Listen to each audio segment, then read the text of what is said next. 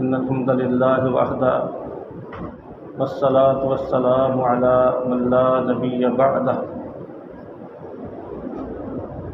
अऊज़ु बिल्लाहि स्समीइल अलीम मिनश शैतानिर रजीम मिन हम्ज़िहि व नफ़्ख़िहि व नफ़सिहि। क़ाल अल्लाहु तबारक व तआला वल्लज़ीना आमनू अशद्दु हुब्बन लिल्लाह।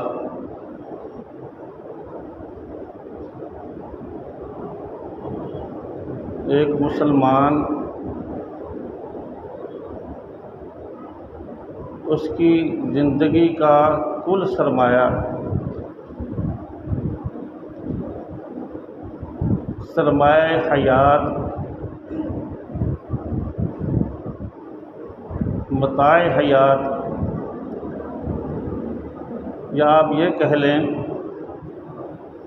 कि एक मुसलमान की ज़िंदगी की कुल जमा पूंजी वो अल्लाह और उसके रसूल सल्लल्लाहु अलैहि वसल्लम की मोहब्बत है।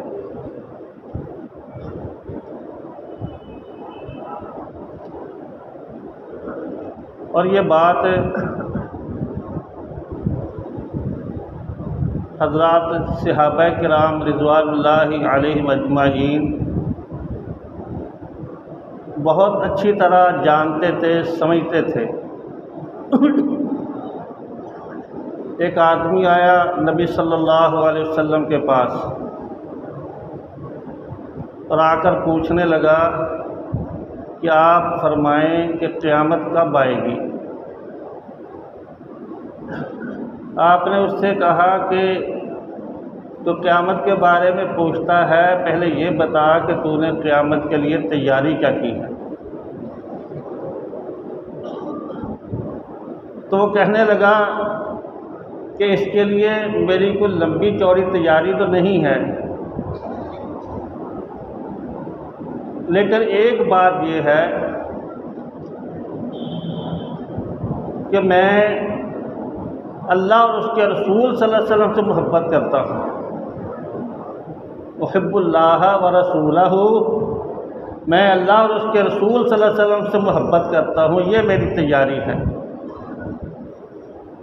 आपने फरमाया अंता मअ मन अहबब्ता, तू क़यामत वाले दिन उन्हीं के साथ खड़ा होगा जिनसे तू मोहब्बत करता है।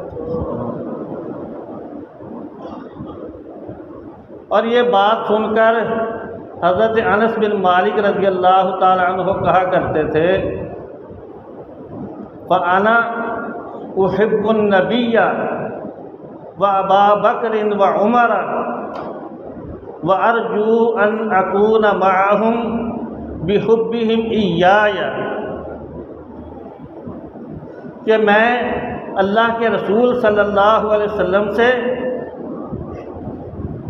और हज़रात शेखैन अबू बकर और उमर रज़ियल्लाहु अन्हुमा उनसे मोहब्बत करता हूँ।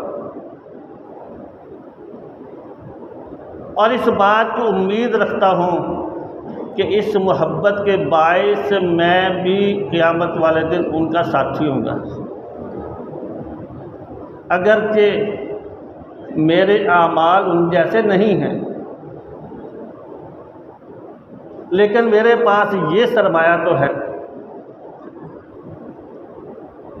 और ये मोहब्बत अल्लाह और उसके रसूल सल्लल्लाहु अलैहि वसल्लम से किस कदर होनी चाहिए, कितनी होनी चाहिए। दुनिया की हर चीज़ से ज़्यादा, हर चीज़ से ज़्यादा मोहब्बत होनी चाहिए। ये इसका क्लाइमेक्स और इंतहा है। रसूलुल्लाह सल्लल्लाहु अलैहि वसल्लम ने फरमाया, ला युमिनु अहदुकुम हत्ता अकूना अहब्बा इलैहि मिन वालिदिही व वलदिही वन्नासि अजमईन, कि तुम में से कोई बंदा उस वक़्त तक मोमिन नहीं बन सकता जब तक वो मुझसे, अपने वालिदैन से, औलाद से और सारी दुनिया से ज़्यादा मोहब्बत न करने लगे। हज़रत उमर रज़ियल्लाहु ताला अन्हु साथ साथ चल रहे थे। वो कहने लगे नबी सल्लल्लाहु अलैहि वसल्लम से कि मुझे आपसे मोहब्बत है हर चीज़ से ज़्यादा, लेकिन अपनी जान से ज़्यादा नहीं। तो आपने फरमाया नहीं उमर ऐसे नहीं। तो फिर वो कहने लगे अल्लाह के रसूल सल्लल्लाहु अलैहि वसल्लम मुझे आप कायनात की हर चीज़ से ज़्यादा महबूब और प्यारे हैं, हत्ता कि अपनी जान से भी ज़्यादा प्यारे हैं। तो आपने फरमाया अल-आन उमर अब बात बनी रज़ी अल्लाह ताला अन्हु।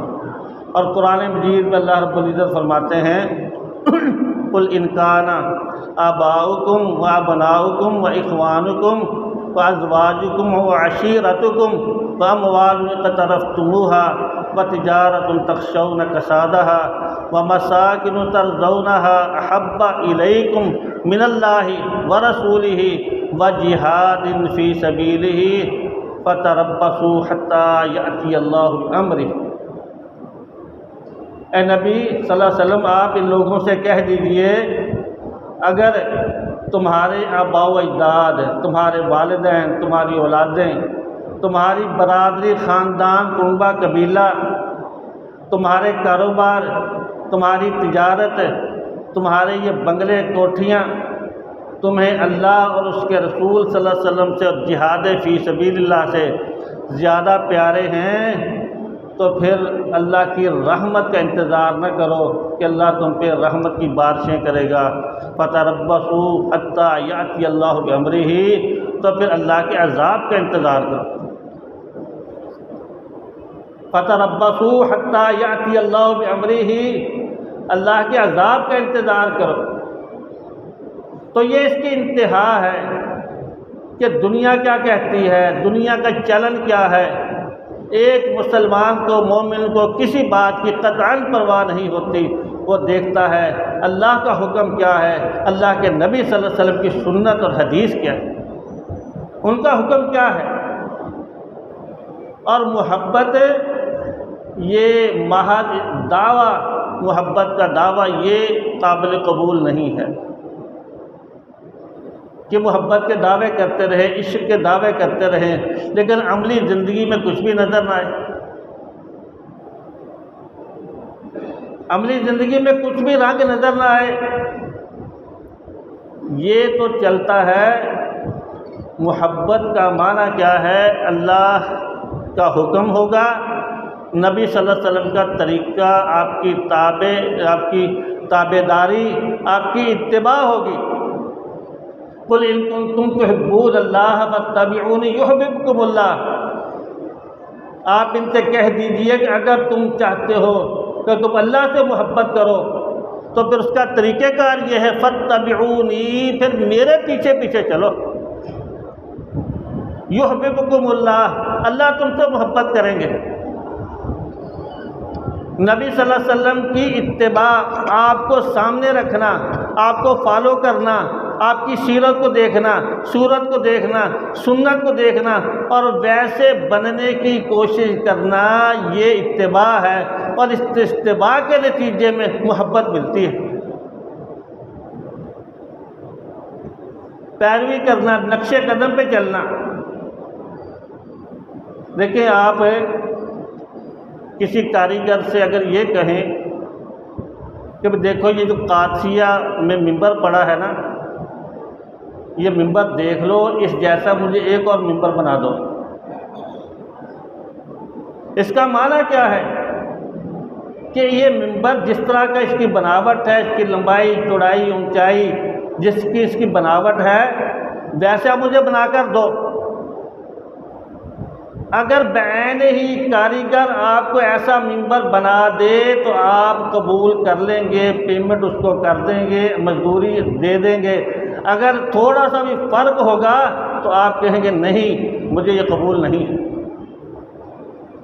और अल्लाह रब्बुल इज़्ज़त भी हमसे यही चाहते हैं कि देखो, मैंने तुम्हारे सामने नमूने के तौर पे अपने नबी मोहम्मद सल्लल्लाहु अलैहि वसल्लम को भेजा है।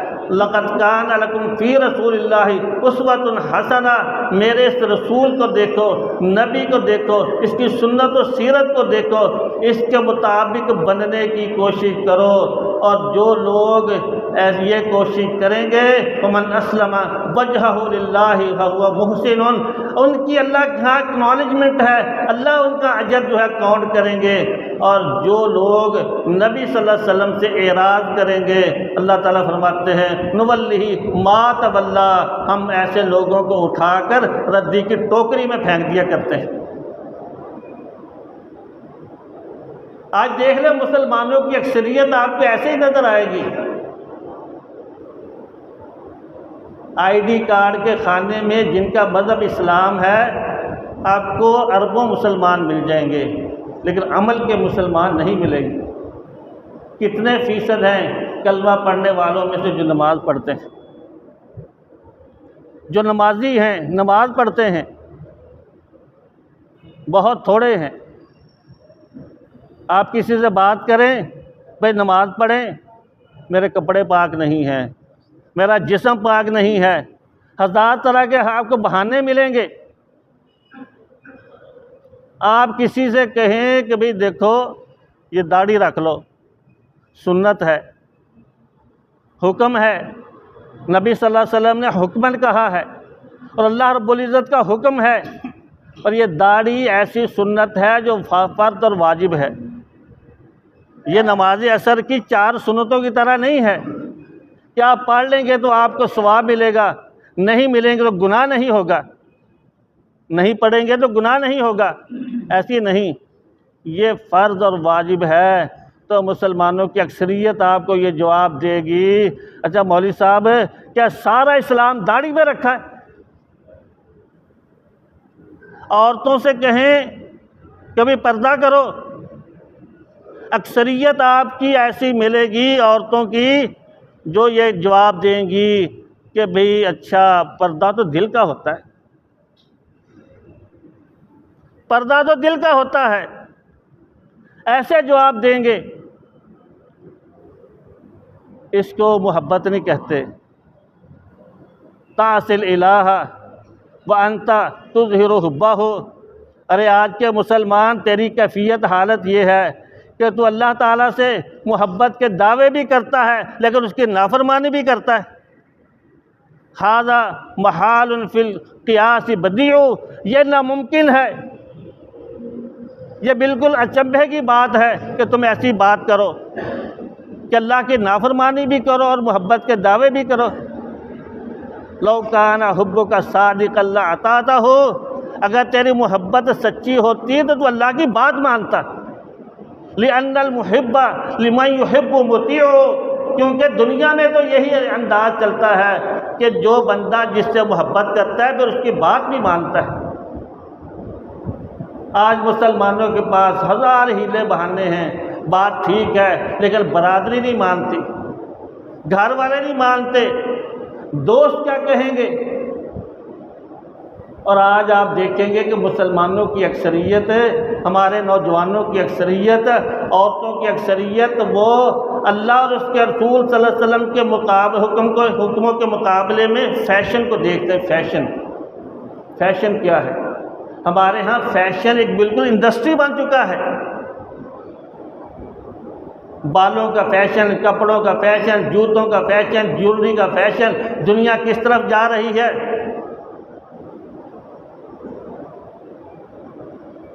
मैंने देखा है, वो शायर ने क्या कहा है कि मैंने देखा है फ़ैशन में उलझ के अक्सर। आज जो मुसलमानों की हालत एक शायर ने बयान की है, मैंने देखा है फ़ैशन में उलझ के अक्सर, तुमने असलाफ की गैरत के कफन बेच दिए।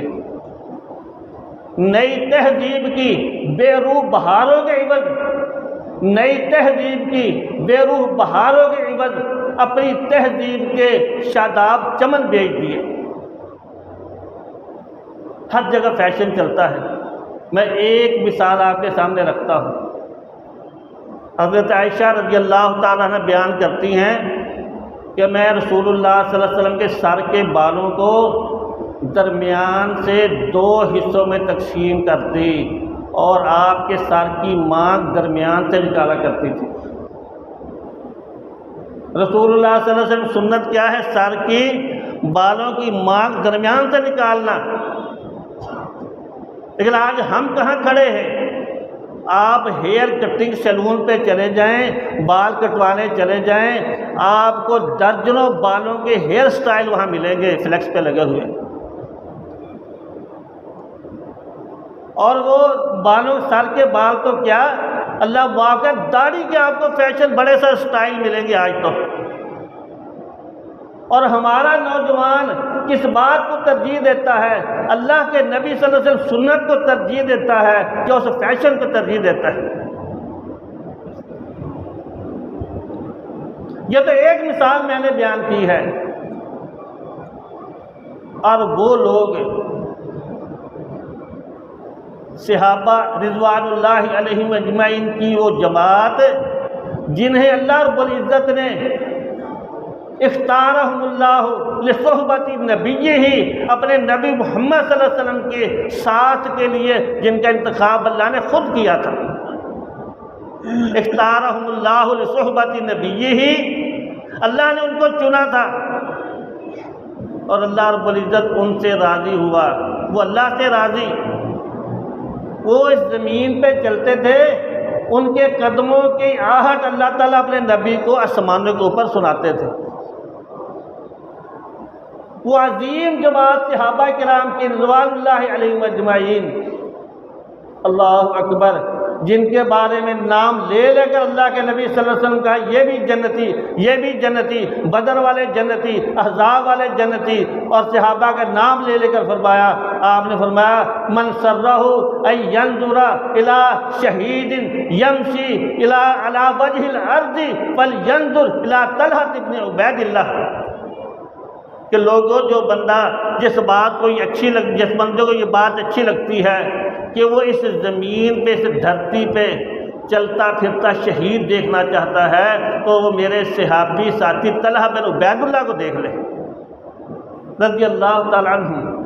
अल्लाह ताला ने उनको ज़िंदगी में जन्नत के सर्टिफिकेट दिए। वजह क्या थी? कि उनकी इताअत, अल्लाह रसूल सल्लल्लाहु अलैहि वसल्लम के साथ ईमान और उनकी बंदगी, इबादत, इस्लाम, अल्लाह के दीन के साथ उनकी कमिटमेंट, उनका मामला इस कदर पुख्ता था, इस कदर पुख्ता था कि अल्लाह रब्बुल इज़्ज़त ने उनके ईमान को आने वाले क़यामत तक आने वाले लोगों के लिए बतौर नमूना करार दे दिया। फ़इन आमनू बिमिस्लि मा आमनतुम बिही फ़क़द इह्तदौ। वो उनके रवैये, अल्लाह के दीन के साथ ताल्लुक़ उनका, उन पे अमल, उनकी इताअत, उनकी मोहब्बत, उनके ताबेदारी, वो क़यामत तक आने वाले मुसलमानों के लिए उसकी ज़िंदा ताबनाक मिसालें छोड़ कर गए। मैं एक दो मिसालें आपके सामने रखता हूँ, फिर उससे हम अंदाज़ा लगा सकते हैं कि सहाबा का दीन के साथ ताल्लुक़ कैसा था और आज हम लोगों का कैसा है, मुसलमानों की अक्सरियत कहाँ जा रही है। अल्लाह के नबी सल्लल्लाहु अलैहि वसल्लम ने खैबर फ़तह किया, खैबर की ज़मीनें मुसलमानों के कब्ज़े में आ गई गनीमत के तौर पे। अब यहूदी कहने लगे अल्लाह के नबी सल्लल्लाहु अलैहि वसल्लम से कि आप लोगों को काश्तकारी का कोई ख़ास तजर्बा नहीं है, ऐसे करते हैं कि ये ज़मीनों के हकूक़ मलकियत, राइट्स, ये आपके ही रहेंगे, लेकिन इस पर काश्तकारी हम करते हैं, जो फसल आएगी उसको तकसीम कर लेंगे, आधा आधा हिस्सा, आधा हमारा आधा आपका, इस तरह इसको तकसीम कर लेंगे। तो आपने इस पे उनके साथ मुआहदा कर लिया।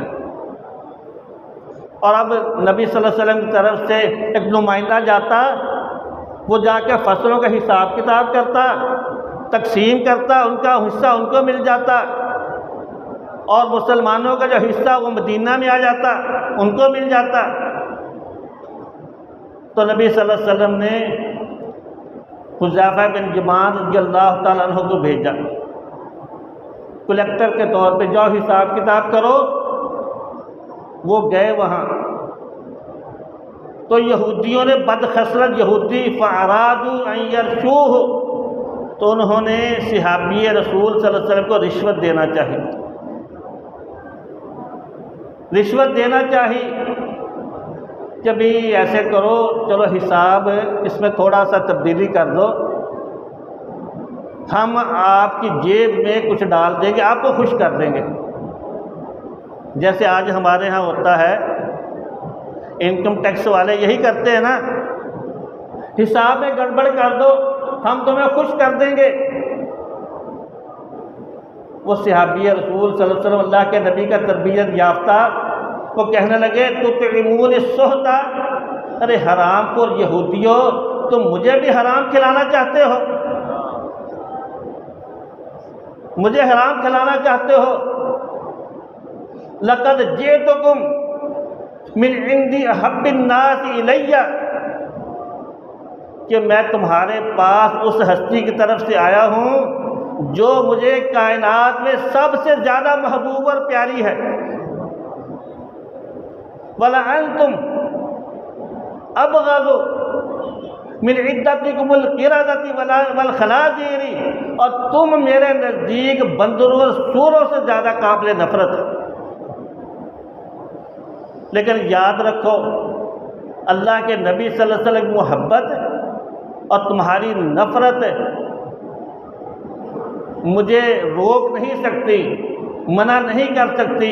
इल्ला आदिला लकुम इलैकुम, ये कि मैं तुम्हारे दरमियान अदल कायम करूँ, बिल्कुल हिसाब सही सही होगा, कोई तब्दीली नहीं होगी, अदल होगा, इंसाफ होगा।